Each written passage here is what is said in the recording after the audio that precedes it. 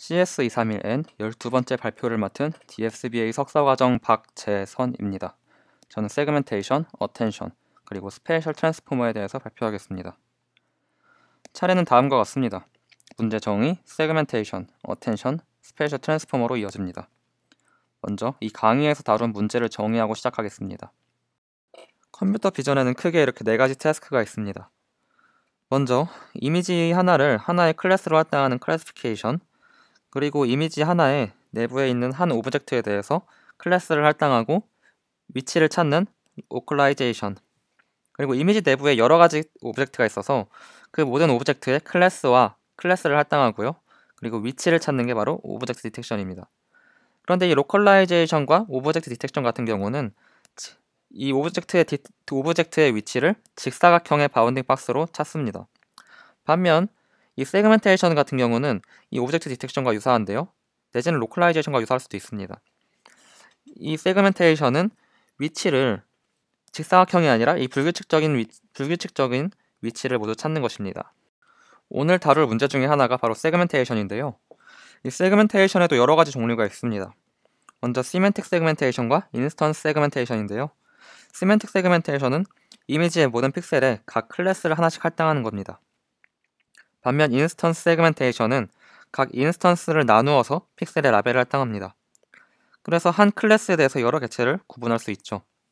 이 그림에서 잘 볼 수 있는데 시멘틱 세그멘테이션은 이 고양이가 모두 같은 클래스에 속합니다. 분명히 이렇게 네 마리의 고양이가 있는데 그 반면 인스턴스 세그멘테이션은 고양이 하나, 둘, 셋, 넷 이 4마리의 고양이가 다르게 인식이 됩니다.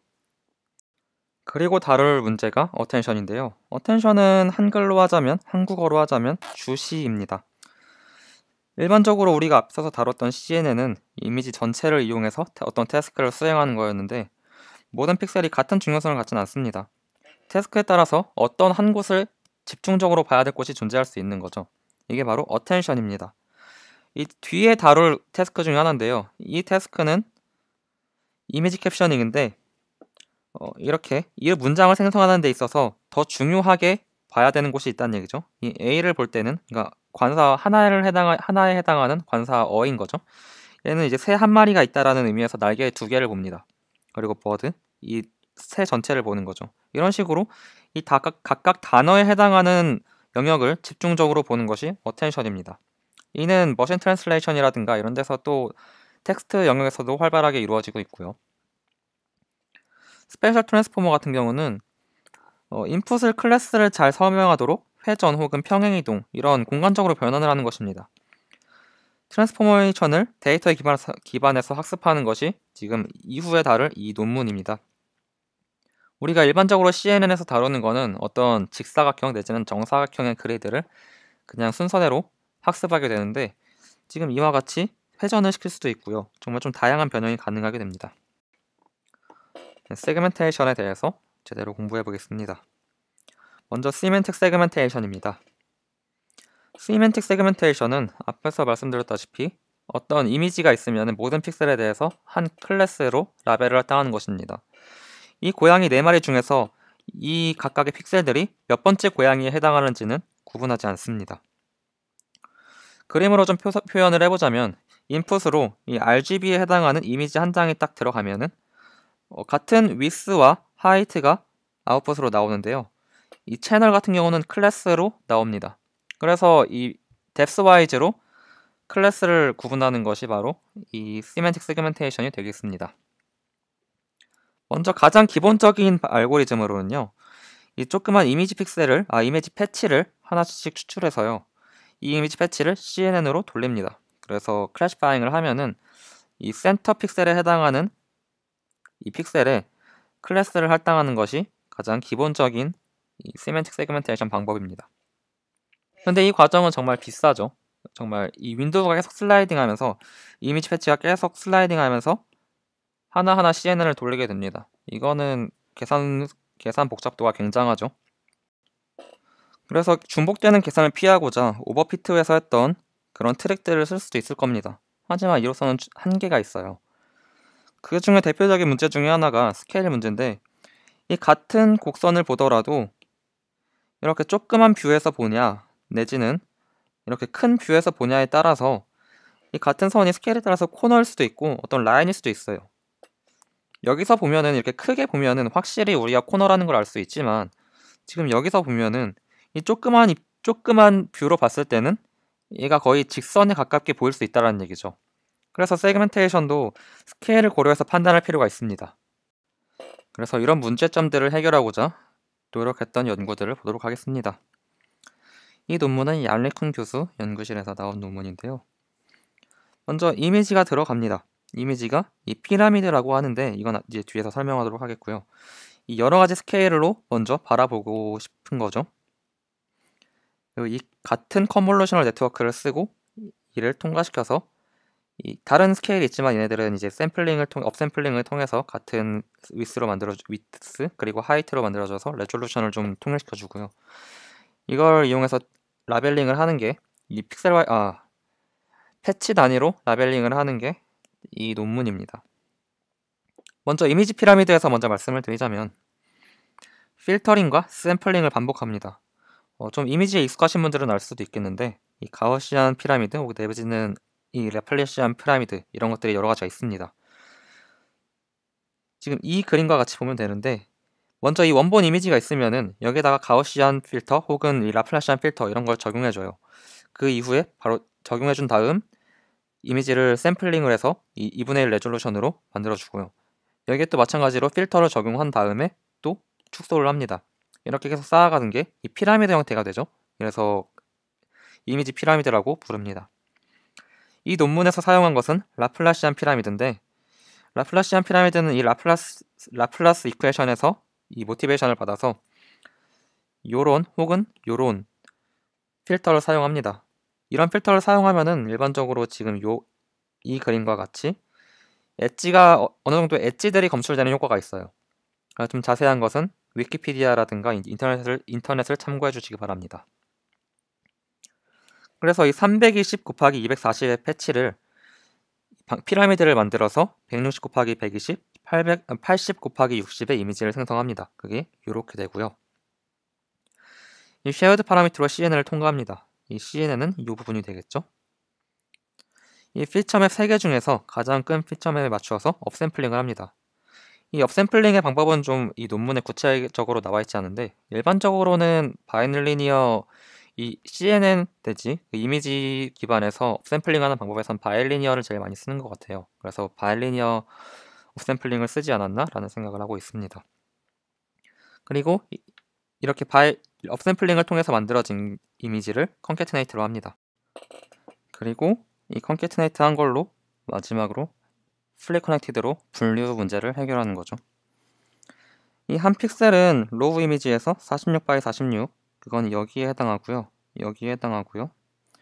92x92 내지는 184 곱하기 184의 정보를 담고 있습니다. 근데 이 CNN만으로는 좀 모자란 부분이 있어서 슈퍼픽셀이라든가 컨디셔널 랜덤 필드 CRF 방법론으로 포스트 프로세싱을 합니다. 그래서 이 방법론으로 실시간 세그멘테이션이 가능한데 이걸 영상으로 조금만 보면요. 네. 굉장히 빠르거나 정교하진 않지만 어느 정도 실시간으로 세그멘테이션이 잘 되는 걸 볼 수 있습니다. 다음으로는 CNN을 리커런트하게 엮은 연구입니다. 이 이미지를 같은 컨볼루션을 이렇게 쓰고 다양한 스케일로 보겠다 이겁니다. 인풋 패치에 해당하는 센터 픽셀의 라벨을 하는 것이 목표가 되는데 일단 인풋으로는 155x155의 이 이미지 패치가 들어가고요. 일단 원래 RGB가 그냥 기본적으로 들어가요. 근데 여기 플러스 NCLS는 이제 좀 이따 바로 설명을 하도록 하겠습니다. 이 155x155의 이미지가 컨볼루션을 통과하면은 67x67이 됩니다. 그리고 이 3에 해당하는 거는 이 원본 이미지가 스케일이 되는 거고요. 이 67x67에 맞게 되게 되겠죠. 근데 사실 이 이미지에서는 이 67x67 그리고 67x67에 해당하는 게 각각 라벨에 대해서 클래시피케이션이 된 상태로 들어가는 겁니다. 그래서 이 NCLS 클래스 개수에 해당하는 만큼의 채널이 있는 거죠. 그리고 이 두 이미지로 바라볼 수 있겠죠. 이 이미지를 컨캐트네이트를 합니다. 이 컨캐트네이트를 해서 얘를 다시 여기에 있던 컨볼루션과 같은 컨볼루션을 사용을 합니다. 이렇게 사용을 하게 되면은 또 마찬가지로 23 x 23으로 줄어든 이미지가 나옵니다. 그러면은 또 여기 있던 이미지를 내지는 여기 있던 이미지를 여기서 스케일을 해서 23 x 23으로 스케일을 해서 컨캐트네이트를 다시 얘네끼리 합니다. 그리고 또 이렇게 붙여진 거를 컨볼루션을 쓰는 거죠. 이 컨볼루션과 이 컨볼루션과 이 컨볼루션이 같다는 거는 인풋의 채널 수도 같아야 되는 거죠. 그래서 이 인풋의 채널 수는 RGB에 해당하는 3과 클래스 개수에 해당하는 N, CLS의 개수가 있어야 되는 거죠. 그런데 이 맨 처음 이미지에서는, 맨 처음 인풋 이미지에는 이 NCLS에 해당하는 이 개수에 대한 채널이 없습니다. 그래서 얘는 제로로 패딩을 합니다.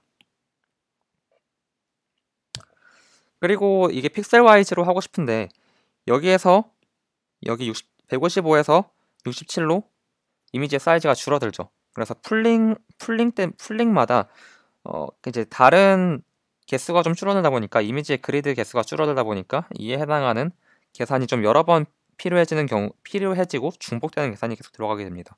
그래서 이에 대한 트릭으로 좀 오피트와 유사하기도 한데 정보를 최대한 보존하면서 라벨을 하기 위한 트릭인데 여기서 좀 자세한 설명은 넘어가도록 하겠습니다. 논문을 참고하시면 되겠습니다.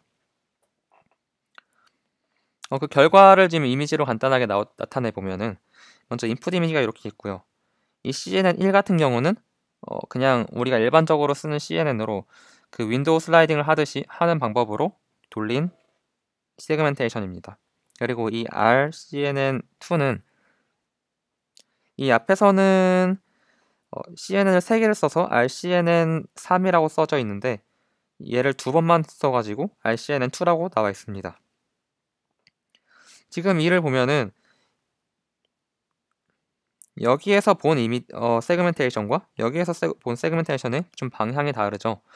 이 CNN1에서 봤던 이 세그멘테이션이 틀린 부분을 이 CNN2가 좀 보완을 해주는 느낌이 있습니다. 그래서 이 둘을 합쳤더니 이렇게 컴포지션을 했더니 좀 더 좋은 세그멘테이션이 됐다라는 걸 확인할 수 있습니다.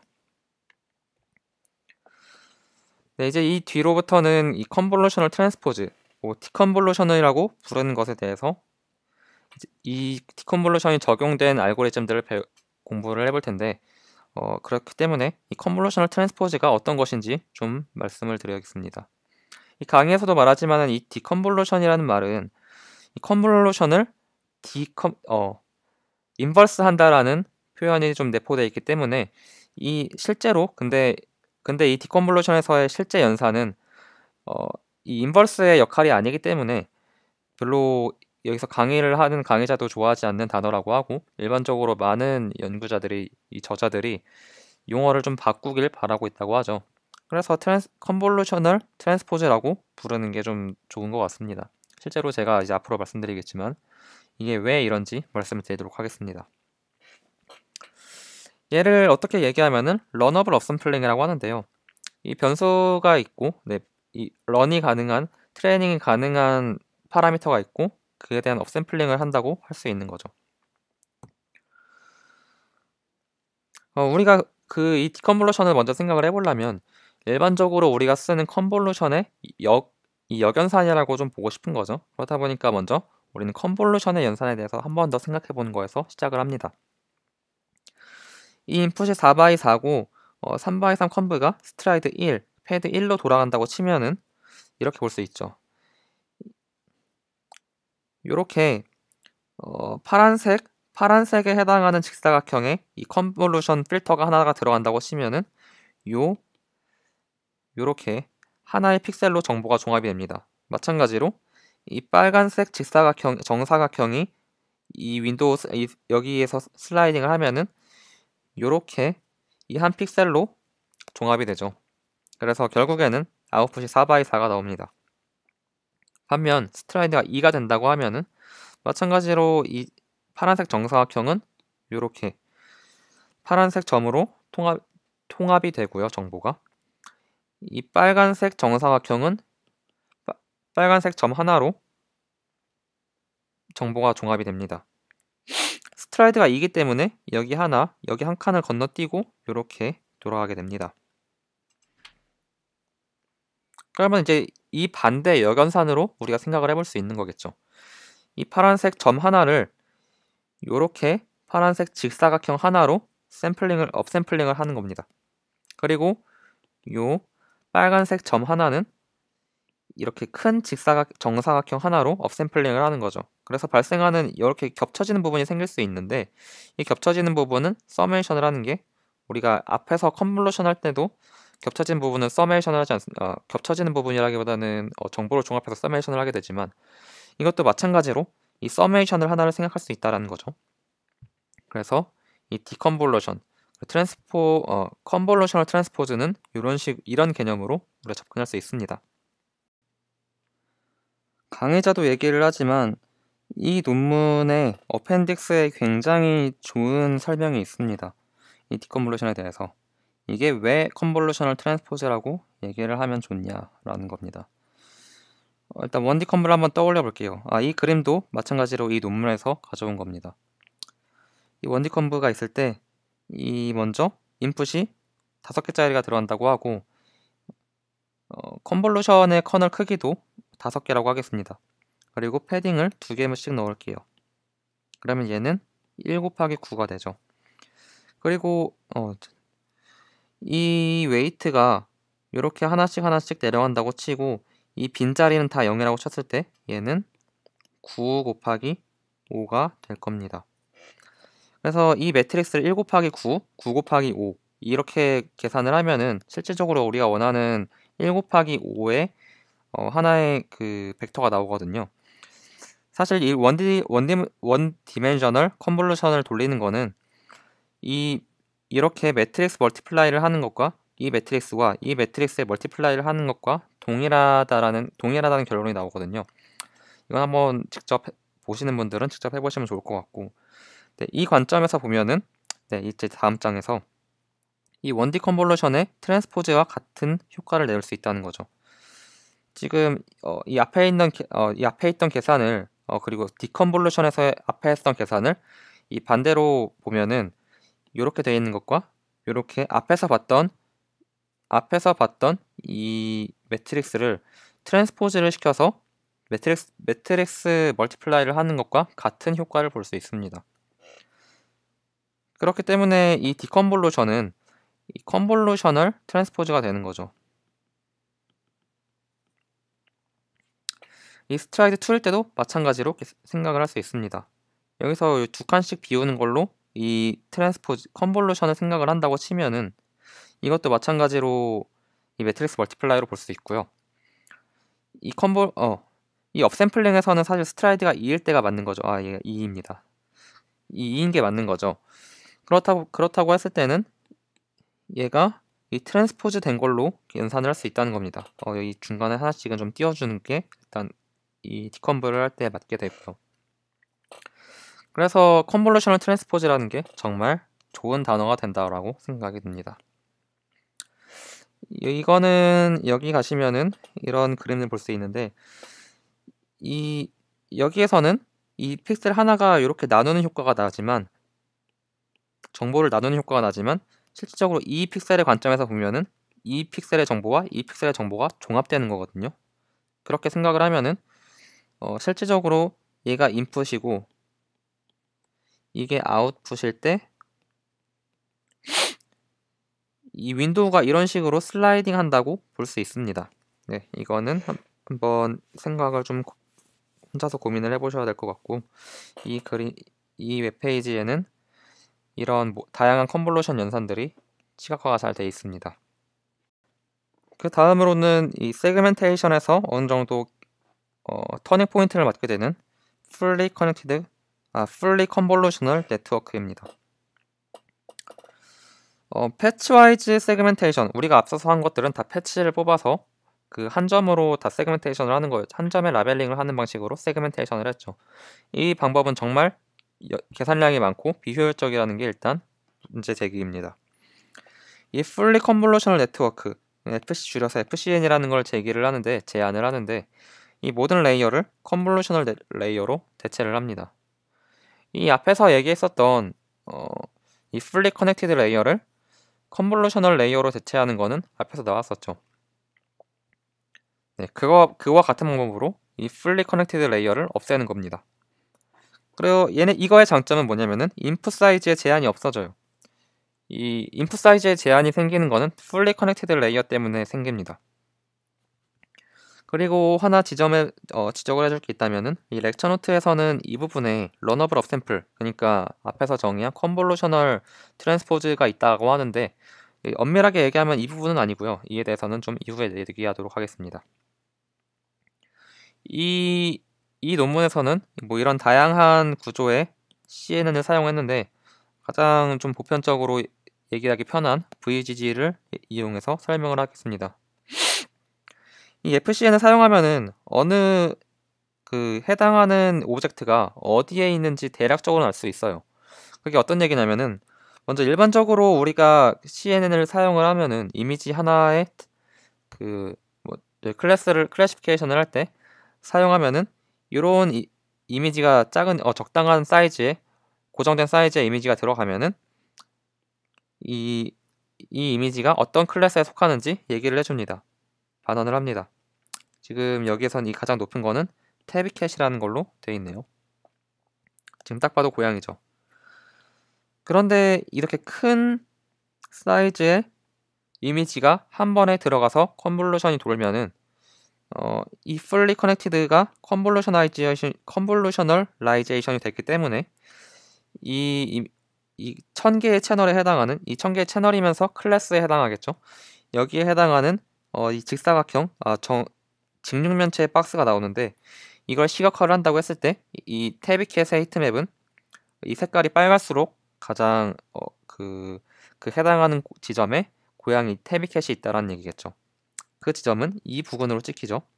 지금 여기 이 부분에 고양이가 있는 것과 어느 정도 매칭이 되는 것을 볼 수 있습니다.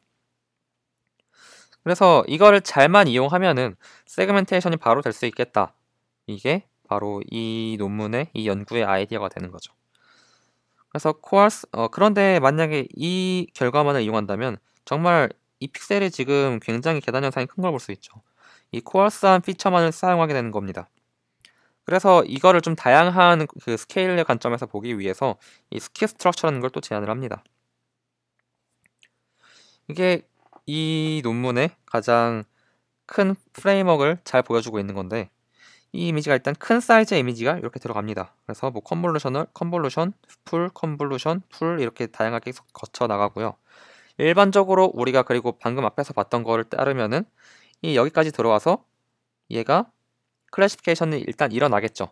그런데 여기서 좀 굉장히 코알스한 이 피처가 나옵니다. 굉장히 알리어싱이 큰 이 피처가 나오겠죠. 그렇게 분류가 되겠죠. 그럼 여기로부터 얘를 업샘플을 해야겠죠. 우리가 세그멘테이션 한다는 거는 픽셀 단위로 라벨링을 해야 되기 때문에 인풋 픽셀에 해당하는 아웃풋 사이즈가 나와야 돼요. 그러다 보니까 얘를 업샘플링을 해야 되고 그 업샘플은 이 논문에서는 바이리니어 업샘플을 했습니다. 이게 제가 앞서서 이 강의 노트와 다르다고 지적한 부분이고요. 그런데 그럼 러너블 업샘플은 어디에 들어갔냐라고 하면은 이 앞에서 말씀드린 것처럼 이 피처만을 사용하는 거는 너무 코알스합니다. 그래서 이 코알스하다는 거는 정말 이 모든 이미지의 모든 정보가 작은 픽셀에 종합이 됐다는 거죠. 그렇기 때문에 이 중간에 있는 레이어의 피처를 쓰면은 조금 더 파인한 피처를 쓸 수 있겠다 이 얘기죠. 그래서 이 픽셀로부터 이 점으로부터 여기로 피처를 익스트랙션을 다시 합니다. 이 원 바이 원 컨볼루션으로요. 이걸 하는 이유는 뭐냐면은 이 부분과 이 부분의 이 채널 수가 달라요. 그래서 이 원 바이 원 컨볼루션은 사실 실질적으로는 채널 수를 맞추기 위한 컨볼루션이라고 볼 수 있습니다. 그러면 얘랑 어떻게 종합이 되냐? 또 얘랑 얘는 채널만 다른 게 아니 얘랑 얘는 채널만 다른 게 아니라 사실 그리드 그러니까 이 위스랑 하이트 자체도 달라요. 그래서 여기에서 이렇게 위로 넘어갈 때 이 러너블 업샘플 그러니까 컨볼루셔널 트랜스포즈를 사용합니다.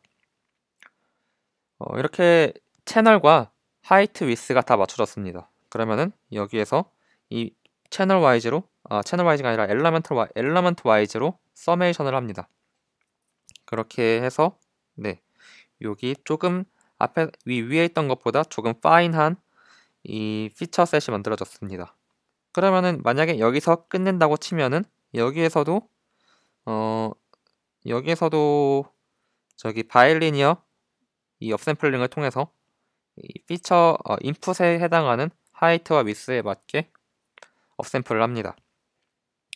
그리고 이걸로도 이 스케일에 대한 뷰가 모자라다. 그러면은 이제 이 풀3 여기에서 이 같은 방법으로 원 바이 원 컨브 이렇게 채널을 맞춰주고 여기에서 이 러너블 업샘플로 이 하이트와 위스를 맞춰줘서 이 마찬가지로 서메이션을 해줍니다. 그렇게 만든 다음에 또 마찬가지로 바이리니어 업샘플을 통해서 만든 게 이 FCN8S가 됩니다. 이 여기선 FCN32S, 여기서는 FCN16S 이렇게 S가 나오는데 이 S가 어떤 거에 해당하냐면은 이 32 스트라이드, 16 스트라이드, 8 스트라이드를 얘기합니다. 이 인풋 이미지에 비해서 여기까지 이 최종 아웃까지 나오는데 스트라이드가 32개가 들어가거든요. 그래서 중간까지 들어온 거는 16 스트라이드가 나왔다는 얘기고 이 여기서 나왔다는 거는 8 스트라이드가 나왔다는 얘기입니다. 그래서 이렇게 나온 아웃풋 같은 경우는 이 다양한 스케일에 대해서 다양한 스케일, 다양한 관점에서 보는 이 세그멘테이션이 되는 거겠죠. 그리고 얘는 한 번에 돌아간다는 게 또 장점이 되고요. 이 윈도우가 슬라이딩 할 필요가 없습니다. 네. 그래서 이렇게 중간에 바로 나오는 게 스킵 스트럭처가 됩니다. 이 스킵 스트럭처로 계략적으로 예측이 가능했던, 그러니까 코알스 했던 영역이 세밀해집니다. 이건 이 그림으로 볼 수 있는데 이 FCN 32S에서는 정말 대충 잡은 것 같죠, 그림이. 근데 어느 정도 모양은 띄고 있습니다. 이게 원래 실제 값은 이 그라운드 트루스에 해당하는 값은 이 사람들이 자전거를 타고 있는 거거든요. 이 어느 정도는 잡는 것 같으면서도 참 애매하죠. 그게 이제 FCN 16S로 가면은 조금 더 세밀해지고요. 이 8S로 가면은 진짜 정말 사람 형태가 좀 보이는 걸 볼 수 있습니다. 자전거 형태도 마찬가지죠. 그리고 또 이 구조에서의 강점은 이 인퍼런스 타임이 굉장히 작습니다. 1초에 5장 이상의 이미지를 구분할 수 있는 거겠죠. 네, 그런데 또 이제 이걸로도 당연히 모자라다. 그래서 개선하는 게 나오죠. 이 논문은 이 노현우 씨 포스텍에서 나온 논문이고요.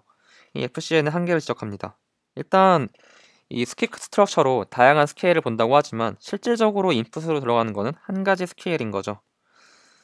네, 이 스킵 스트럭처는 근본적인 해결책이 아니라는 게 지금 여기서 제기하는 배경입니다. 그리고 이 디컨볼루션의 병목이 굉장히 심합니다. 여기에서 굉장히 이 부근이 이 큰 이미지가 굉장히 크게 줄어들었었는데 여기서 한 번에 이 업샘플을 해버리는 거죠. 인풋 사이즈에 해당하게.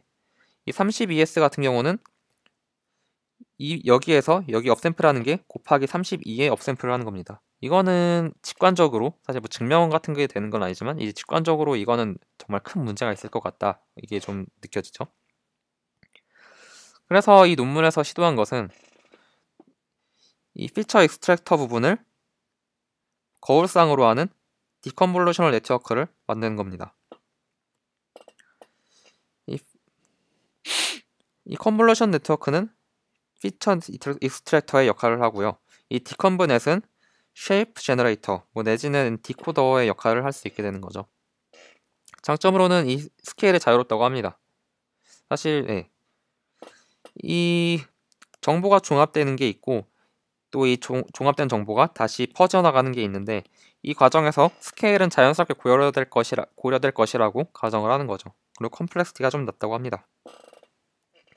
이 오퍼레이션에서는 디컨볼루션이 있고요. 얘는 앞에서 얘기한 컨볼루셔널 트랜스포즈가 되고, 이 언풀링 레이어가 있습니다. 이 언풀링 레이어는 맥스 풀링의 이 여건 사안에 해당하는 게 되는 건데, 이 맥스 풀링을 하게 되면은 우리가 여기서 맥스 풀링 한다고 하면은 2/2가 돌아간다고 했을 때 얘가 최대값이 되겠죠? 이 최대값을 이렇게 할당을 합니다. 그런데 이 만약에 언풀링을 하게 되면은 이 위치 점을 기억을 해뒀다가 이 점으로부터 이 가장 큰 위치가 있었던 요점으로 다시 되돌리는 거죠. 근데 이게 언풀링 레이어가 되겠습니다. 이 나머지는 다 제로로 채웁니다. 이 디컨볼루셔널 같은 경우는 앞에서 얘기했던 컨볼루셔널 트랜스포즈가 되는 거고요. 그래서 이 세그멘테이션 과정을 조금 더 시각화를 한 이미지인데요. 먼저 원본 이미지가 있고요. 이제 이 원본 이미지로부터 이 컨볼루션이 통과해서 피처로 나온 이미지입니다. 그게 굉장히 코알스한 걸 볼 수 있죠. 이 코알스한 게 여기서 디컨브가 됩니다. 디컨브가 아니라 언풀링이 됩니다. 언풀링이 돼서 이 어떤 특정 영역들을 제외하면 나머지 제로로 좀 채워져 있는 걸 좀 확인할 수 있죠. 그래서 이 중간중간이 많이 비어 있습니다. 이 비어 있는 게 이 디컨볼루션을 통과하면서, 그러니까 컨볼루셔널 트랜스포즈를 통과하면 다시 조금 이제 빽빽해지고요. 얘가 다시 언풀링을 통과하고요.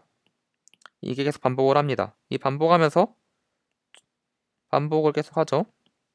그러면서 정말 좀 깔끔한 형태를 지닌 이 자전거의 모양을 갖춘 세그멘테이션을 볼 수 있습니다. 여기서 사용한 트릭은 이 프리트레인된 VGG넷을 썼고요. 그리고 배치 노멀라이제이션을 썼습니다. 이 투스테이지 트레인이라고 해서 먼저 오브젝트가 가운데에 있고 뭐 좀 쉽게 데이터가 이 네트워크가 학습하기 쉽게 먼저 만들어 놔서 어느 정도 이니셜라이징을 한 뒤에 이제 이후에 어려운 데이터를 학습하도록 했습니다. 그리고 실질적으로 얘는 이 앞에서 했던 FCN처럼 큰 이미지가 한 번에 들어가는 게 아니라 이 엣지박스라는 알고리즘으로 리전을 먼저 프로포저를 하고, 그리고 이 로제를 서메이션에서 아니면 맥시멈으로 병합을 했습니다. 사실 이쪽은 약간 왜 그런지 모르겠어요. FCN에서는 그 어떤 이미지의 사이즈가 들어오더라도 한 번에 통과를 할 수 있었는데 이 알고리즘 같은 경우는 한 번에 통과하지 못하고 그냥 이 리전 프로포저를 사용했습니다. 그리고 이 알고리즘을 기반으로 해서 이 좀 모자란 부분은 CRF로 포스트 프로세싱을 하기도 하고요. 이 FCN과 앙상블을 하기도 합니다. 그래서 가장 좋은 성능을 보였었다고 이 논문은 얘기하고 있습니다. 여기까지는 시멘틱 세그멘테이션이었고요. 이제는 인스턴스 세그멘테이션을 얘기하도록 하겠습니다. 앞에서 말씀드렸던 거랑 같이 인스턴스 세그멘테이션은 시멘틱 세그멘테이션과 다르게 이 각각 고양이들이 다른 고양이라고 인식을 합니다. 그래서 어떻게 보면 오브젝트 디텍션과 유사할 수 있는데 이 태스크에서는 리전 프로포저리 아직까지는 필수적으로 사용되고 있습니다. 이게 이 리전 프로포저 없이 이 문제가 해결될 수 있을지는 잘 모르겠지만 거의 대부분의 알고리즘들은 다 사용하고 있습니다. 일단 SDS라고 좀 줄여서 얘기하는 Simultaneous Detection and Segmentation입니다. 일단 좀 프레임워크를 먼저 얘기를 해보자면 이 이미지가 있습니다. 이 이미지로부터 프로포저를 먼저 만듭니다. 이 프로포저는 두 가지가 나오는데 이 바운딩 박스에 해당하는 이미지가 이렇게 들어가고요. 이 바운딩 박스 중에서도 어느 정도의 세그멘테이션이 돼 있는 이렇게 좀 불규칙적인 모양을 가지고 있는 이 피처가 여기를 제외한 이 불규칙적인 모양 이 위치를 제외한 나머지 부분에 대해서는 다 제로가 아니라 민밸류로 대체가 된 그 피처가 이렇게 들어갑니다. 이렇게 두 가지 이미지가 들어가서요. 얘가 피처를 각각 알아서 피처를 추출을 하고요. 이 박스 CNN 그리고 리전 CNN으로 들어가서 얘네들이 각각 피처를 추출을 합니다. 그리고 얘네들이 컨캐트네이트가 되고요. 이 컨캐트네이트 된 이 피처들로부터 이 리전이 어떤 클래스를 갖는지, 뭐 사람이면 사람이고 혹은 어떤 클래스에도 속하지 않으면 백그라운드라고 클래시피케이션을 하는 네트워크가 여기 이쪽에 있습니다. 네, 그렇게 해서 이렇게 얘가 이 직사각형 같은 경우는 사람이라고 판단을 먼저 합니다. 근데 지금 보시면 아시겠지만 이 부근은 이 사람에 해당하지 않는 거죠. 이 부근은. 그래서 얘를 조금 더 포스트 프로세싱을 해서 최종적으로 이 사람에 해당하는 형태만 남기는 게 이 Simultaneous Detection and Segmentation의 프레임워크가 되겠습니다. 조금 더 자세하게 얘기를 해보자면 먼저 프로포저를 만드는데요. 이 프로포저는 이 이미지의 여기서 나오는 프로포저에 나오는 리전으로부터 카테고리에 상관이 없습니다. 카테고리 인디펜던트한 바텀업 오브젝트 프로포저를 합니다. 이 MCG라는 알고리즘을 쓰는데 이 멀티스케일 컴비네이토리얼 그룹핑이라는 알고리즘입니다. 이 알고리즘은 여기서 얘기하지 않도록 하겠습니다. 이 피처 익스트랙션은 바운딩 박스로부터 이 두 가지 바운딩 박스가 있죠. 두 가지 바운딩 박스로부터 이제 피처를 추출하게 되는데 앞에서 말씀드린 것과 똑같습니다. 그리고 리전은 SVM 여기서 나온 피처로부터 여기에 이제 SVM이 들어가서 추출을 하게 됩니다. 얘는 여기선 탑다운 방식이 되는 거죠. 여기서 리전을 만들어내는 것은 픽셀 단위로 바텀업 방식으로 들어오고, 그리고 여기서 나온 이 픽처로부터 SVM은 탑다운 방식. 어떤 리전은 이게 이 foreground에 해당하지 않는다, 그냥 background에 해당한다, 어떤 클래스에 해당하지 않고 background에 해당한다라고 잘라내는 게 이 탑다운 방식으로 볼 수 있습니다. 그리고 여기서 이제 나온 이 classified된 리전 내지는 리전으로부터 이제 리전을 리파이먼트를 한 작업이 들어갑니다. 여기선 이 non maximum suppression 그리고 이 슈퍼픽셀을 이용한 리파인이 들어갑니다. 일단 이 non maximum suppression에 대해서 좀 설명을 드릴 필요가 있을 것 같은데, 이 NMS라고 줄여서 얘기하는 건데요. 가장 쉬운 예로 이런 걸 볼 수 있습니다. 이거는 예를 들어서 이미지로부터 도로선을 중앙선 내지는 뭐 도로의 어떤 이 규칙선들 있죠. 이런 선들을 인식하는 거를 먼저 생각을 해보자면은 사실은 우리가 하고 싶은 거는 이런 6 그리고 7들을 남기고 싶은 거죠. 여기에 해당하는 거는 좀 노이즈로 생각을 하고 제거하고 싶습니다. 그런데 얘를 어떻게 할 거냐, 이쪽이 좀 문제가 되는 거죠. 이런 알고리즘에서는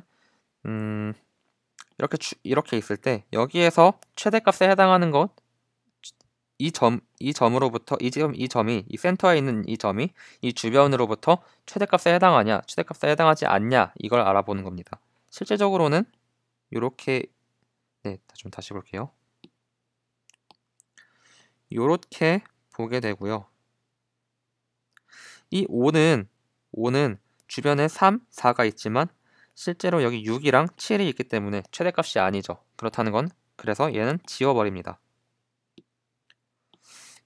그런데 반면 이 7은 이 주변에 5가 있고 4가 있고 여기 7이 있습니다. 이 7과 이 7은 사실 같은 값이지만 얘는 최대값에 해당하는 거죠. 이 주변으로부터. 그렇기 때문에 이 7은 남깁니다. 이와 같은 알고리즘을 계속 쓰게 되면은 이 이미지로부터 이 나머지 요 픽셀들은 0으로 대체가 됩니다. 여기선 윈도우가 좀 잘못됐는데 이 윈도우는 이렇게 이 상하 좌우만 보게 됩니다. 그렇게 되면은 이 6도 6, 5, 4, 4로부터 가장 큰 값이 되는 거죠. 그래서 이 6은 살아남습니다. 그러면 깔끔하게 하나의 중앙선 같이 보이는 것들이 좀 생겨나는 거죠. 그런데 이런 식으로 뭐 캐니 엣지 디텍션에서 사용된다고 하고요. 뭐 이런 식으로 원래 기존에 옛날에 있었던 어떤 알고리즘들에 많이 사용되던 포스트 프로세싱 알고리즘입니다.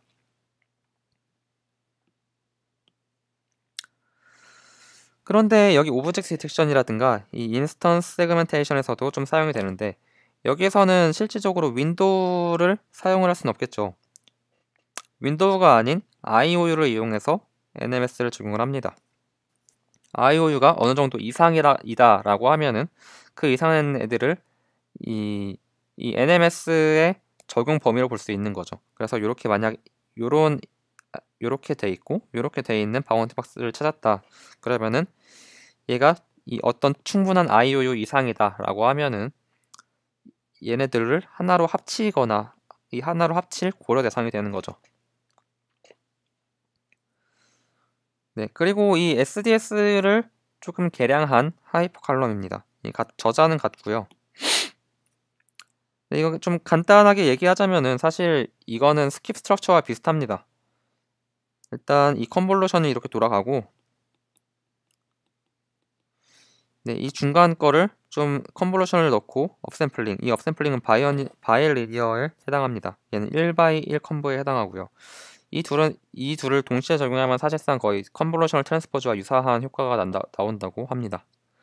그래서 이 업샘플과 원바이 원 컨볼루션을 통해서 이 위스, 하이트 그리고 채널을 맞춘 뒤에 얘를 서메이션하고 얘네들 로지스틱을 해서 픽셀 단위로 클래시파잉을 하고 인터폴레이션을 해서 네, 세그멘테이션을 하는 게 이 하이퍼 칼럼이 되겠습니다.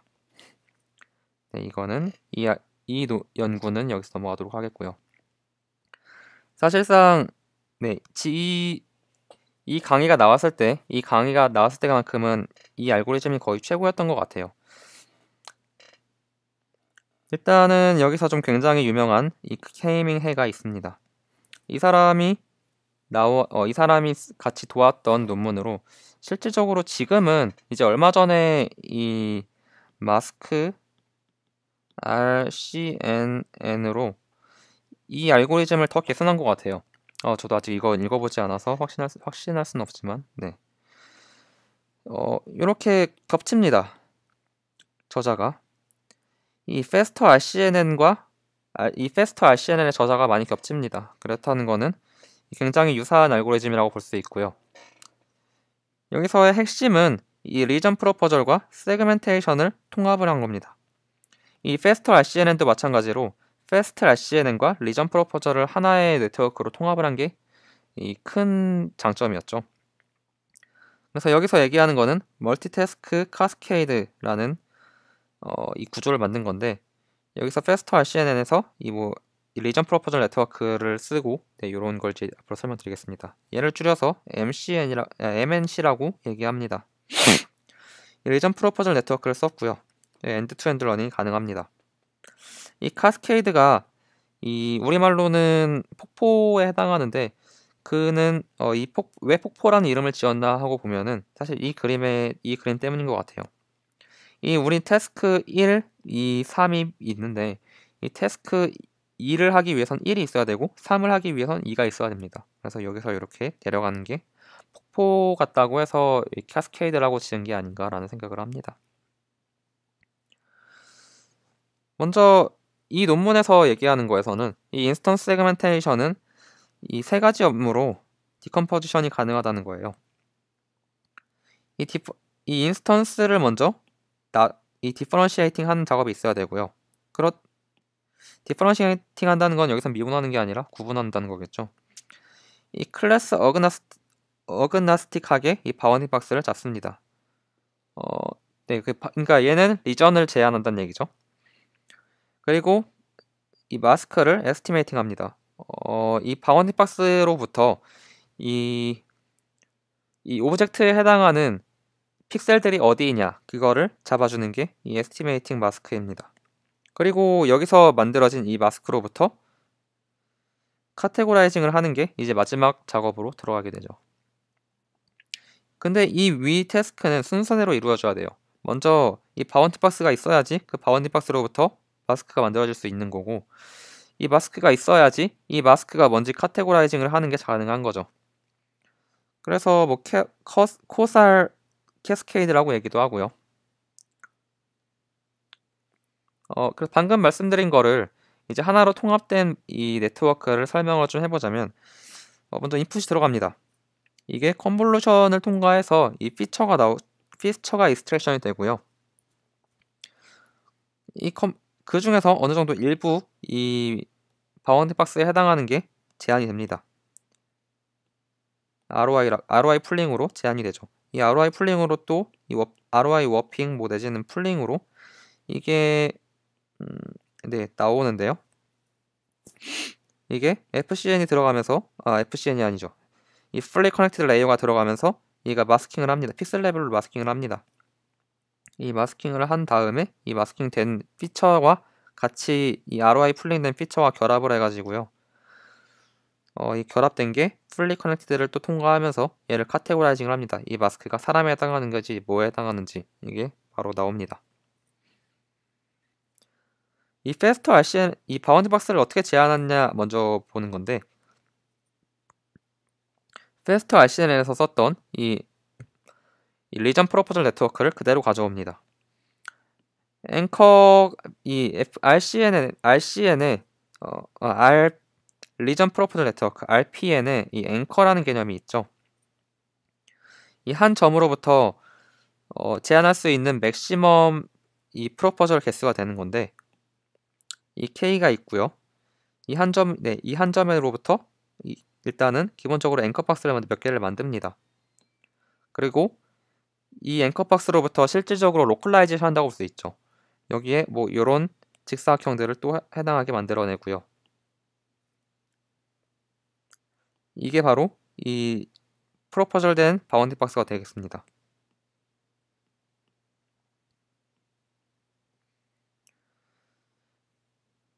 그래서 이렇게 이 정사각형보다는 직사각형의 위치를 잡아주는 게 이 리그레션 레이어가 되고요. 이 바운딩 박스를 리그레션합니다. 그리고 클래스 레이어가 있는데 이거는 이 바운딩 박스의 프로포절의 여부를 판단합니다. 이렇게 박스를 만들었지만 이 박스가 그냥 쓸데없는 박스인지 아니면 괜찮은 박스인지 이걸 판단해주는 게 이 클래스 레이어입니다. 이 Faster RCNN에서는 이 논문에서 K를 9개로 줬다. 그러니까 이 한 점으로부터 나올 수 있는 앵커 박스를 9개로 줬다라고 분명히 밝히고 있고요. 이 제가 봤을 때는 이 MCN 그러니까 MNC죠, MNC. 이 MNC에서는 K의 개수가 나와 있지 않은데 제가 뭐 찾아봤을 때는 어떤 발표 자료에서 이 케이밍해 뭐 그리고 이 저자들이 발표했던 발표 자료에 이 K를 12로 줬다라고 써 있는 것을 확인을 했습니다. 그리고 이 박스 레벨에서 박스 레벨 인스턴스를 리그레싱을 하고요. 인풋으로는 이 extracted 피처가 들어갑니다. 그래서 그리고 이 박스가 나온 뒤에 이 NMS 알고리즘으로 개수를 이제 좀 속도를 좀 빠르게 하기 위해서 이 바운드 박스의 개수를 좀 줄인다고 하고 있습니다. 이 IOU의 스레스홀드는 0.7이고요. 이거는 아까 앞서 말씀드린 것처럼 NMS의 고려 대상이 범위가 어디까지 잡힐 거냐 이 얘기죠. 그리고 이 리그레싱 이 마스크 레벨에서 또 인스턴스를 또 찾아야 되는데 마스크를 찾아야 되는데 이 바운딩 박스에서 제한된 거로부터 이 ROI 풀링을 해요. 뭐 실질적으로는 뭐 ROI 워핑이라고 해서 조금 디퍼런셔블하게 만드는 건데 얘는 이제 뒤에서 얘기할 스페셜 트랜스포머와 좀 유사한 점이 있습니다. 거기서부터 이 인스파이어드 받았다고 이 논문에서도 밝히고 있습니다. 네. 그래서 이 RPN 박스로부터 이 ROI 풀링으로 이 아웃풋 값이 일정하도록 풀리 커넥티드로 돌아올 수 있도록 ROI 워핑을 합니다. 그래서 여기서 정한 걸로는 M by M의 아웃풋이 나오는데 이 M에 해당하는 건 28이 됩니다. L2 그래서 L2 같은 경우는 이 B세타 여기 앞에서 말씀을 안 드렸는데 이 L1은 로스에 해당하는 건데 이 첫 번째 태스크에 대해서 첫 번째 태스크에 대한 로스입니다. L1 그리고 이 L2에서는 이 B세타가 주어졌을 때 M세타 이 마스킹에 해당하는 이 파라미터에 대한 로스가 나올 텐데 이 로지스틱 리그레션에 대한 그 로스가 되겠고요. 구체적으로 나오진 않는데 이 M by M으로부터 어떤 사실 인풋에 해당하는 마스킹을 할 수 있도록 업샘플이 돼야 될 거잖아요. 그리고 업샘플을 어떻게 했는지는 지금 제가 확인한 바에 따르면은 구체적으로 나와 있지 않은데 여기서 딥마스크와 좀 유사하다라는 얘기를 했어요. 근데 딥마스크의 논문에서는 이 바이리니어 업샘플을 했다고 하더라고요. 그래서 제가 생각하기에는 이 바이리니어 업샘플을 통해서 마스킹을 하지 않나라는 생각을 듭니다. 그리고 마지막으로 이 인스턴스를 카테고라이징 할 필요가 있습니다. 인풋으로는 앞에서 했던 이 ROI 풀링을 먼저 풀링한 피처를 쓰고 그리고 RPM 된 박스가 쓰이는 건 당연하겠죠. 그리고 네. 여기서 또 재밌는 점은 결국 나오는 이 피처는 이 마스킹된 피처는 이 ROI 풀링을 한 거에다가 마스킹 값을 넣습니다. 얘는 이 값은 0부터 1까지 값을 갖겠죠. 그러니까 마스킹이 잘 된 애들의 피처를 주로 가져오겠다 이 얘기가 되는 거죠. 만약에 n개의 카테고리가 있으면은 이 소프트맥스 클래시파이어가 들어갈 텐데 얘는 n 플러스 1에 해당하는 클래스를 가져옵니다. 여기는 이 n개의 카테고리에다가 백그라운드를 포함합니다. 앞에서 이 바운딩 박스를 클래시파잉 하는 데서 이 바운딩 박스가 괜찮은 박스냐 아닐 거냐를 먼저 얘기를 했었지만 또 마찬가지로 여기에서 한 번 더 이 박스가 그리고 이 마스크가 멀쩡한 거냐 아니냐를 판단하는 여지를 주는 거죠. 이 백그라운드에 해당하게 되면은 얘는 어떤 카테고리에 해당하지 않고 그냥 별로 필요 없는 마스크였다라고 판단하게 됩니다. 이 L3 그리고 이 세 번째 태스크에 대해서 로스는 또 이렇게 들어가게 됩니다. 내가 여기 좀 잘못 썼는데 이렇게 되겠죠. 이 엔드-투-엔드 러닝이 가능하게 됩니다. 이 최종적인 로스는 이 L1과 L2와 L3를 합치는데 사실 얘를 웨이티드 서메이션을 하고 수 있었을 텐데 사실 웨이티드 서메이션을 하는 게 별로 그게 크게 좋지 않다라고 해서 그냥 다 각각 직접 로우 값을 줬습니다. 이 이미지 현장을 이 세그멘테이션 하는데 360ms가 들었다고 얘기합니다. 다시 한번 보면은 이미지가 들어가서 컨볼루션으로 피처를 추출합니다. 이 피처로부터 이 앵커 박스가 여기에 앵커가 있고요. 이 앵커로부터 이 박스를 먼저 프로포저를 합니다. 이 박스가 나오고 나면은 실질적으로 여기에서 이 ROI 워핑을 만들게 되고요. 그 워핑으로 나온 피처가 이렇게 있으면은 이 피처로부터 fully connected가 돌아가서 마스킹을 하게 됩니다. 그리고 이 마스킹이랑 이 ROI 피처가 다시 합쳐져서 마스킹된 피처를 좀 강조해 주게 되고요. 이 강조된 피처로부터 이 fully connected 레이어가 들어가서 여기는 이제 소프트맥스 클래시파잉을 하게 됩니다. 그래서 좀 자세하게 본다고 하면은 인풋으로 이렇게 들어가면은 여기 사람이 들어가는 걸 볼 수 있습니다. 실질적으로 이 그라운드 트루스는 여기 이렇게 되는데 이 리절트가 이렇게 되는 건 정말 거의 차이가 없죠. 얘도 마찬가지로 여기도 좀 정말 잘 구분하는 걸 볼 수 있습니다. 뭐 요런 정도는 잡지 못했다고 하겠지만은 이 정도는 못했다고 하더라도 굉장히 좋은 성능을 보이는 걸 볼 수 있습니다. 여기도 차가 이렇게 있는 거 못 찾았지만 굉장히 좋죠. 뭐 요 정도 엇나가긴 했지만 이 정도 엇나간 거는 정말 별거 아니다 싶을 정도로 굉장히 좋은 성능을 보이고 있죠. 네, 그리고 이렇게 세멘틱 세그멘테이션 그리고 인스턴스 세그멘테이션은 끝났고요. 어텐션에 대해서 보겠습니다. 어텐션은 머신 트랜슬레이션이라든가 뭐 다양한 업무들에서 태스크에 대해서 쓰이고 있는데 일단 여기서 다루는 거는 이미지 캡셔닝에 대한 논문이고요. 이름은 Show, Attend, and Tell입니다. 일단 여기서 저자로 보이는 거는 사실 제가 이분은 잘 모르지만 뭐 조경현 교수 그리고 뱅지호 교수는 유명하죠. 보여주고 주시하고 말하다 이 세 가지 단어로 사실 표현할 수 있을 정도로 이 논문에서 이 연구는 정말 요 세 가지가 그대로 진행이 됩니다. 인풋 이미지가 들어가고요.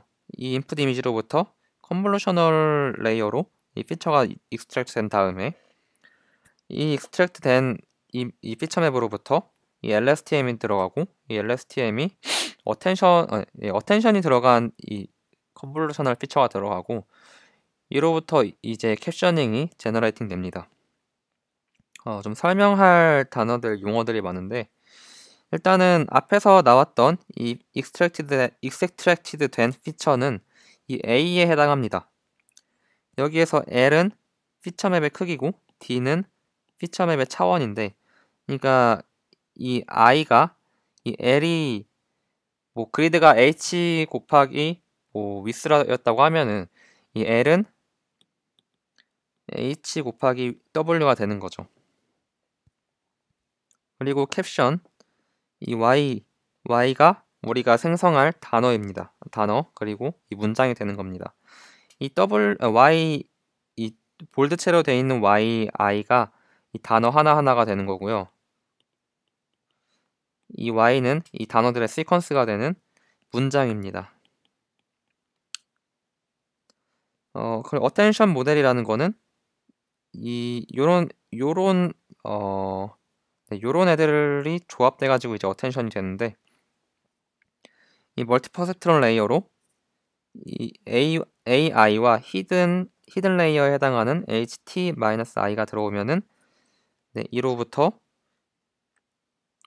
이 멀티 퍼셉트론 레이어로 들어가서 ETI가 나오고, 이 ETI를 소프트맥스를 적용을 해서 이 알파 TI라는 게 나오게 됩니다. 그러니까 이 알파 TI의 서메이션 값은 1이 되겠죠. 네, 이거가 이제 좀 설명하기가 좀 저도 복잡해지는데, 이게 이 알파 TI는 어떤 곳을 이 이미지로부터 어떤 영역을 볼 확률 값이 됩니다. 얘를 본다고 치면 2로부터 본다고 치면은 여기를 볼 확률 값, 이게 알파 TI가 되는 거죠. 사실 이 그리드 하나가 됩니다. 이 각각 이 영역을 볼 값이 이 알파 TI가 되죠. 이 알파 TI와 AI, 그러니까 이 AI 같은 경우는 요게 되죠. 이 피처맵이 되는 거죠. 이들이 조합이 돼가지고 ZT가 나옵니다. 이 ZT는 그러니까 주시하고 있는 영역의 피처라고 생각을 하면 될 것 같습니다. 이제 이것들이 이제 ZT와 이전에 있었던 Y가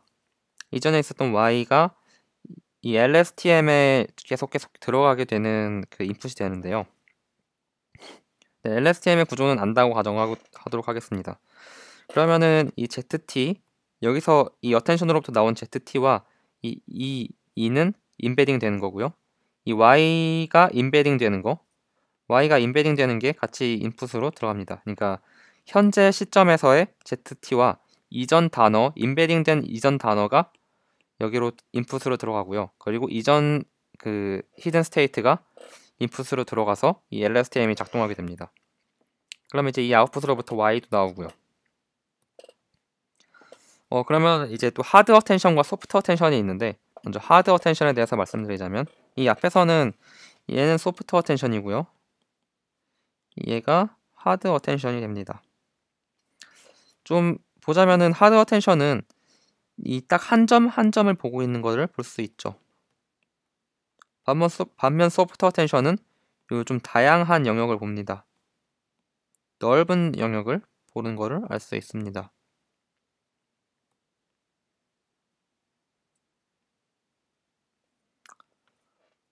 그래서 이렇게 분포가 좀 좀 넓게 퍼져 있으니까 얘가 소프트라고 되고요. 한 점을 딱딱하게 보고 있는 게 하드 어텐션이라고 볼 수 있는 거죠. 그래서 하드 어텐션은 이 STI라는 게 먼저 존재하는데, 이 원핫 변수가 되고요. 이 i번째 구역을 주시하면 1이고 아니면은 제로가 됩니다. 그리고 그러면은 얘는 이제 랜덤 베리어블이 되는데, 그걸 어떻게 정의를 하냐면은 PSTI가 1일 확률을 알파 TI로 이 정의를 하게 됩니다. 이 알파 TI 같은 경우는 여기에서 나왔었죠. 이 ZTI, 그렇다고 하면은 이 ZT 햇은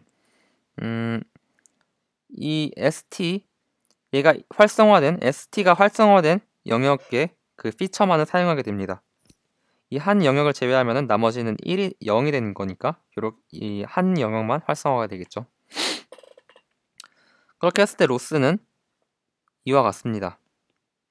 실질적으로 우리가 로스로 삼고 싶은 것은 이거거든요. 이 PYA는 로그 라이클리우드가 됩니다. 얘가 A가 주어졌을 때 어떤 이미지 피처가 주어졌을 때 그 피처로부터 어떤 단어가 나올 확률, 그게 라이클리우드가 될 텐데, 여기에 로그를 취해서 이 로그 라이클리우드를 실질적으로 맥시마이징 하고 싶은 게 이 태스크가 됩니다. 그런데 얘를 분해했을 때 우리는 어텐션을 넣고 싶으니까 얘를 분해했을 때 요게 되고요. 요게 실질적으로 요게 되는 거죠. 그런데 얘는 알지만 얘를 몰라요. 그래서 이 태스크는 실질적으로는 정말 어려운 태스크가 됩니다. 그런데 이 로그 펑션이 컨케이브 하기 때문에 얘는 요거보다 크게 되고요. 네, 요거의 이상이 되고요. 그러니까 얘가 어퍼 바운드, 얘는 이 로그 라이클리후드의 로어 바운드가 됩니다. 그래서 이 로그 라이클리후드의 로어 바운드가 실질적인 우리가 맥시마이징 하고자 하는 로스 값이 됩니다. 이 로어 바운드를 맥시마이징 한다고 하면은 얘가 이 로그 라이클리후드는 실질적으로 우리가 로어 바운드로 맥시마이징 하는 로어 바운드보단 크게 되겠죠. 그래서 베리에이셔널 어프록시메이트를 하게 되는 게 이 하드 어텐션입니다. 그런데 실질적으로 또 문제가 뭐냐면은 우리는 그레디언트 이번에 이 경우에서는 맥시마이징 하는 게 목표가 되니까 그레디언트 어센트를 쓰게 될 텐데, 이 그레디언트 방금 앞에 서 있던 이 로스를 이 W 파라미터 W로 이 미분을 해서 그레디언트를 찾게 되면은 이런 식으로 됩니다. 우리가 이 PS는 알고 있긴 하지만 실질적으로 이것들을 알고 있진 않아요. 실질적으로 우리 여기에 들어간 이 S들을 알고 있질 않아요. 그렇다는 거는 또 방법을 또 생각을 해보니까 얘를 몬테카를로 샘플링을 하는 거죠. 이 P에 대한 이 S에 대한 A가 주어졌을 때 S의 분포는 알고 있으니까 그거는 이 알파 TI에 해당하게 되죠. 이 분포는 알고 있으니까 이로부터 샘플링을 해보자. 지금 앞에 있어 볼 때 이걸 이용했을 때는 여기 로그가 여기 있기 때문에 얘를 샘플링 할 수는 없죠. 샘플링 해보자. 이게 됩니다. 그래서 이 S T 틸다 N을 이 멀티놀리로부터 알파 i를 파라미터로 갖는 분포로 갖는 멀티놀리로부터 이 샘플링을 합니다. 이 샘플링을 해서 얘를 추정을 하게 되는 거죠. 어프록시메이팅을 하는 거죠. 그래서 여기에 이 베리언스를 낮추기 위해서 얘가 실질적으로 샘플링을 하게 되면 굉장히 베리언스가 커질 수가 있죠. 여기다 그레디언트 어센트 내지는 디센트라는 것도 경우에 따라서 불안정해지기 쉬운 알고리즘이다 보니까 이 베리언스를 안정화하기 위한 여러 가지 테크닉이 필요하게 됩니다. 일단은 이 강화학습에서 자주 쓰이게 되는 이 베이스라인 테크닉이 있고요. 얘는 폴리시 그레디언트에서 좀 자주 쓰이게 되는 이 알고리즘이죠. 그리고 또 이게 이 S에 대한 엔트로피가 되는데, 이 엔트로피에 미분값을 넣어주게 되면은 이것도 이 그레디언트를 안정화하는데 베리언스를 안정화하는데 도움이 된다고 합니다. 이 람다 R 값과 람다 E의 값은 이건 하이퍼 파라미터가 돼서 얘네들을 좀 안정시키는데 도움을 줄 수 있는 그런 파라미터가 되겠습니다. 그래서 실질적으로 어쨌든 이걸 이용해서 어프록시메이팅을 했고요. 이 알고리즘은 실질적으로 레인포스먼트 러닝이랑 이퀴밸런트 하다라는 게 지금 이 앞선 결과들의 이 논문의 앞선 논문들에서 얘기를 하고 있는 것입니다. 자세한 사항이 궁금하신 분들은 이 본 논문과 그리고 이 논문의 선행된 논문들을 좀 찾아보시면 될 것 같고요. 여기서의 에이전트는 이 주시하고 있는 이곳을 이 SN에 해당하는 거라고 볼 수 있을 것 같습니다. 그와 반면 소프트 어텐션은 어렵지 않아요. 이 Z에 사실 익스펙테이션을 잡는다고 하면은 이 알파 ti로부터 이 웨이티드 에버리징을 하면 되는데, 이거는 이제 얘를 이제 ZT의 추정값이라고 볼 수 있는 거죠. 보게 되는 거죠. 그리고 이제 이렇게 쓰게 되면은 백 프로파게이션이 바로 쉽게 되기 때문에 이 소프트 어텐션은 적용하기 쉽다고 얘기하고 있습니다. 일반적인 방법으로 역전파할 수 있고요. 하드 어텐션은 그레디언트 디센트가 정말 어렵고, 지금 앞에서 봤던 거에서 따르면은 몬테카를로 방법을 써가면서 시뮬레이팅을 해서 몬테카를로를 써가면서 굉장히 복잡한 알고리즘을 쓰는 걸 볼 수 있죠. 이 결과를 좀 보면은 좀 흥미롭습니다. 이 프리즈비에 해당하는 단어가 나올 때는 이 영역, 정말 프리즈비를 보는 걸 볼 수 있고요. 이 도그에 해당하는 단어를 생성할 때는 이 영역을 봅니다. 마찬가지로 이 스탑 사인은 스탑은 여기를 보고 있고, 걸은 정말 아이의 얼굴을 보고 있고, 그리고 피플에서는 정말 사람들을 보고 있는 걸 볼 수 있습니다. 그리고 정말 여기선 정말 좀 약간 압권이라고 볼 수 있는데, 이 트레이스에 해당하는 단어를 볼 때 이게 사실 이 원본 이미지를 보면은 이 가운데 그 기린이 하나 있고, 이 주변이 정말 나무로 꽉 차 있어요. 이 나무 꽉 차 있는 걸 어떻게 볼 수 있나 라고 생각을 하게 되는데, 이 기린을 제외한 나머지 모든 영역을 주시하고 있는 걸 볼 수 있습니다. 그런데 이 어텐션의 약점이라고 하면은, 이 어텐션은 사실 마지막에 있는 그 14 x 14에 해당하는 이 그리드에 있는 피처를 통해서 이 어텐션을 한 거기 때문에, 이 그리드에 해당하는 영역만, 그러니까 직사각형 내지는 정사각형 이런 영역만을 볼 수 있는 거죠. 실질적으로 좀 변형이 굴곡이 심하고 변형이 심한 이 그림들은 보기 어렵다라는 단점이 있습니다. 이를 위해서 스페이셜 트랜스포머라는 것도 고안을 한 걸 텐데요. 네, 또 최근에는 이 스페이셜 트랜스포머와 더불어서 이 화제가 되고 있는 디포머블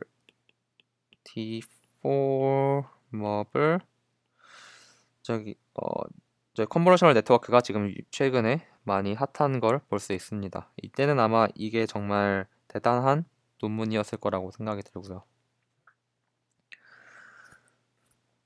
이 논문은 니스에서 2015년에 발표된 논문이고요. 이 사람이 사실 이 텍스트 스파팅 하는데 굉장히 이 심혈을 기울였던 사람인 것 같아요. 그래서 사실 그 리캡차 같은 거 하시면은 아시겠지만은 좀 캡처링하기, 텍스트를 찾기 어려운 곳들에 대해서 많이 고민을 하다가 이 알고리즘을 떠올린 걸로 보입니다. 그래서 여기서 하고 싶은 건 뭐냐면은 태스크에 적절하게 스페셜 트랜스포밍을 하고 싶은 겁니다. 뭐 로컬라이제이션 네트워크, 그레이드 제너레이터, 뭐 샘플러로 이루어져 있고요. 그림은 알고리즘은 이런 식으로 돌아갑니다.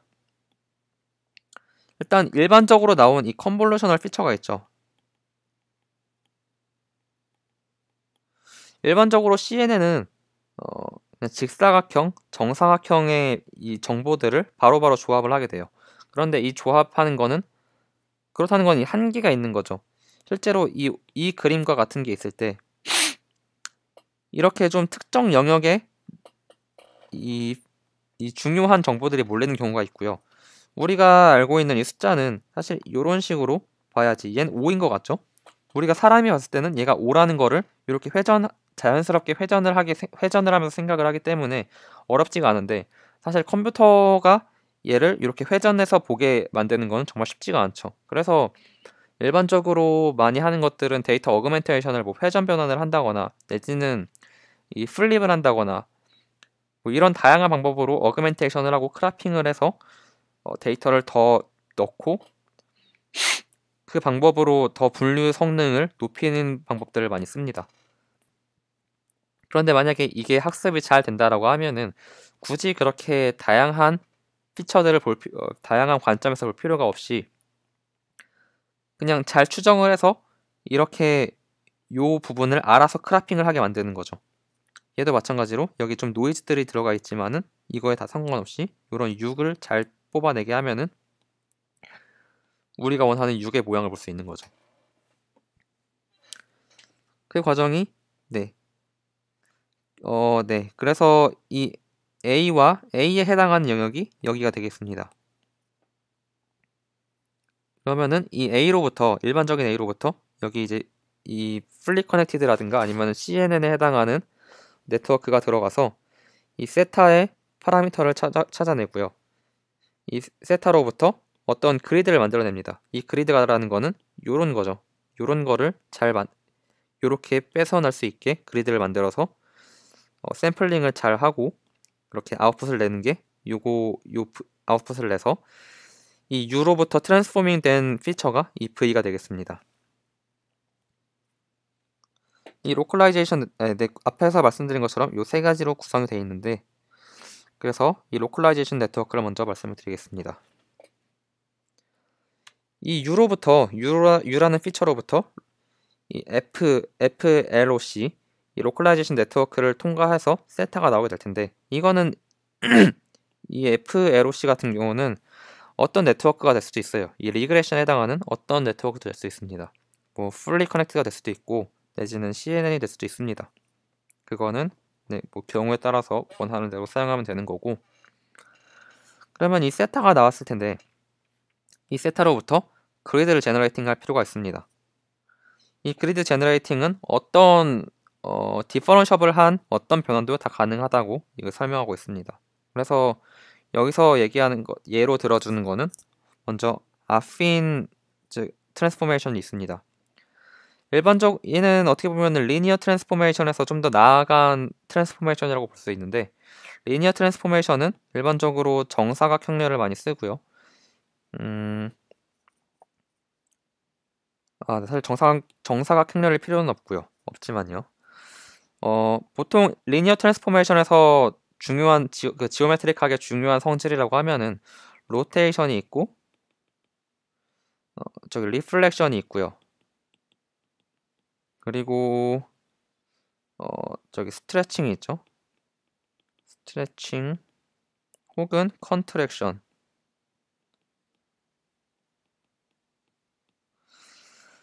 회전 혹은 뭐 거울상으로 변환시켜주는 거, 내지는 좀 스케일링을 좀 쭉쭉 뻗어주는 거, 그리고 수축시키는 게 뭐 이런 것들이 있습니다. 그래도 프로젝션이 있습니다. 프로젝션도 있고요. 사실 여기서 좀 생각하기 쉬운 것 중에서는 모자란 게 평행이동은 이 리니어 트랜스포메이션으로 불가능합니다. 이런 것들로부터 트랜슬레이션, 그러니까 평행이동까지 시켜주는 게 이 아핀 트랜스포메이션이라고 볼 수 있습니다. 그래서 이 1이라는 바이어스 텀이 하나 더 생기는 거죠. 좀 쉽게 생각을 해보자면은 얘가 소스고, 그러니까 얘가 이 U에 해당하고요. 여기에 이 좌표가 이 V에 해당하는 좌표인데, 제가 사실 맞게 생각하는지 저도 지금 확신은 잘 안 섰는데, 여기서 여기로 변환한다라기보다는 이 피처가 원래 있을 때 얘가 얘로 변환이 된다고 생각을 하는 게 편할 것 같습니다. 그래서 변환을 이런 식으로 넣은 거고요.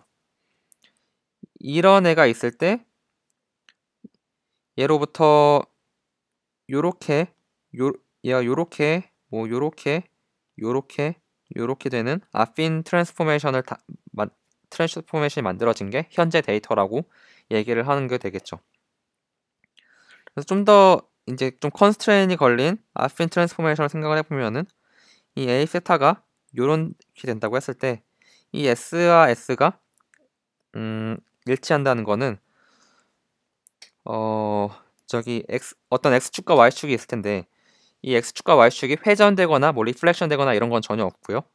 그냥 단순히 같은 크기로 스케일링이 되는 것을 얘기할 수 있습니다. 예를 들어서 X축으로 2배가 되면 Y축으로도 2배로 이 확대가 되는 거고요. 이 TX와 TY는 그 X축과 Y축에 해당하는 저기 평행이동이 되겠습니다. 또 사실 더 할 수 있는 거는 뭐 플레인 프로젝션이라든가 틴 플레이트 스플라인 같은 뭐 다른 변환들도 충분히 사용할 수 있습니다. 이렇게 파라미터라이징만 가능하다고 하면은 어떤 트랜스포메이션이든 사용할 수 있습니다.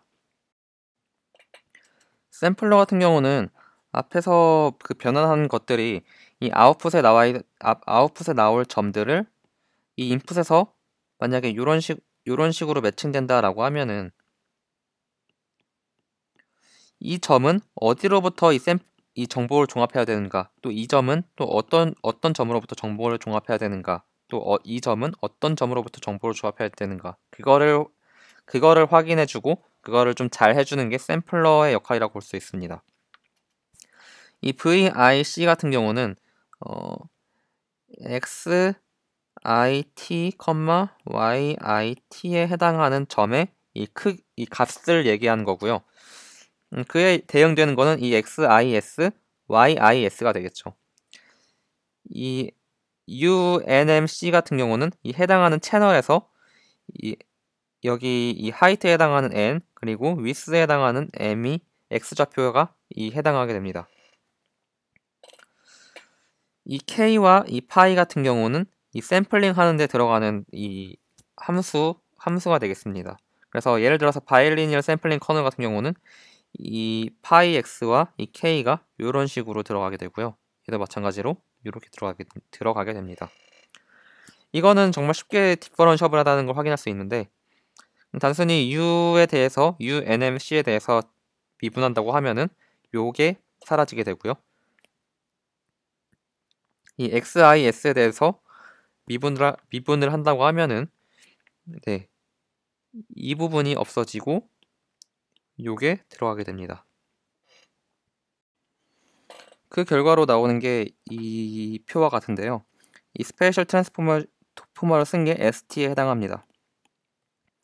이 FCN과 CNN이 일단 기본적으로 ST를 쓰지 않은 모델이고요. 이 데이터는 엠니스트 디스토션을 썼는데 이거는 엠니스트를 좀 다양하게 변환을 했다는 얘기죠. 이 R은 로테이션이고 RTS는 로테이션 그리고 뭐 트랜슬레이팅, 스케일드 이렇게 썼고요. 뭐 P는 프로젝션, E는 엘라스틱 디스토션이라고 좀 다양한 변화를 썼습니다. 일단 기본적으로 이런 알고리즘들은 뭐 나름 좋게 나오긴 하지만 실질적으로 한계가 좀 보이는 게 있죠. 그런데 이 스페이셜 트랜스포머가 들어간 것들은 정말 좀 굉장한 눈에 띄는 성능 향상을 보이는 걸 알 수 있습니다. 좀 그림으로 좀 봐도 이렇게 변화한 것들이 좀 깔끔하게 나오는 걸 확인할 수 있죠. 단순히 회전만 하더라도 사실 얘는 사람이 보면 사람이 봐도 7이라고 일단 첫 번째 봤을 때 7이라고 인식하기 좋은데 좀 다시 한번 곱씹어 보면은 얘가 요렇게 봤을 때 좀 이상하게 한번 뒤집어서 반복해준다라는 게 2라는 거를 좀 확인할 수 있도록 만들어주는 것 같고요. 그런데 사람보다 어떻게 보면은 똑똑하게 분류하는 거죠. 그리고 이 숫자 같은 경우도 얘가 3이라고 판단하는 건 정말 제가 봤을 땐 정말 어려운 일인 것 같은데 3이 맞는 것 같죠. 나중에 곱씹어서 좀 보면은 좀 잘 구분을 해주는 걸 확인할 수 있습니다. 제가 준비한 건 여기까지고요. 혹시 제가 틀린 점 그리고 첨언을 해주실 점 있으면 정말 달게 받겠습니다. 네, 혹시 필요한 점 있으시면 댓글 남겨주시면 자세히 감사히 받겠습니다. 네, 감사합니다.